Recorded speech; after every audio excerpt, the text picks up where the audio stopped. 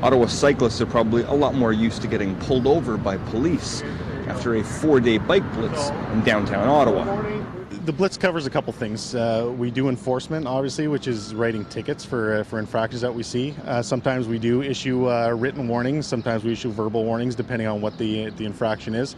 And part of the blitz also is education. So we want to make sure that the cyclists that are out on the roadways are familiar with the rules of the road and familiar with their responsibilities as a cyclist. It doesn't matter if you've got a helmet on or your hair is on fire. Every cyclist is getting stopped. The police want to do equipment checks. They got to make sure somebody has a working bell or a horn and that the brakes work, particularly the back brakes. If they aren't, you're getting a warning. We enforce the Highway Traffic Act. We enforce Ottawa bylaws.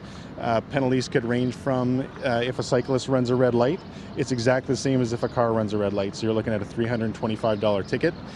For a stop sign, it's $110. And then the bylaws for riding on sidewalks range from usually around the $65 to $80 range. As you can well imagine, officers have some great stories to tell, stopping this many cyclists. They've seen people biking, trying to keep control of their bike while carrying a coffee, people biking with beer, biking while smoking, and people today driving along with one hand on the handlebars while trying to hold the hat on their head. Of course, two hands at all times.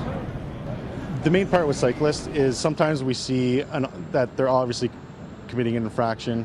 Sometimes it's just they're not aware of the rules of the road. So it goes hand in hand. That's why we do part education and part enforcement. We just, if there's an obvious blatant violation where somebody runs a stop sign or a red light at full speed versus maybe they're not aware that riding through a crosswalk is an actual infraction.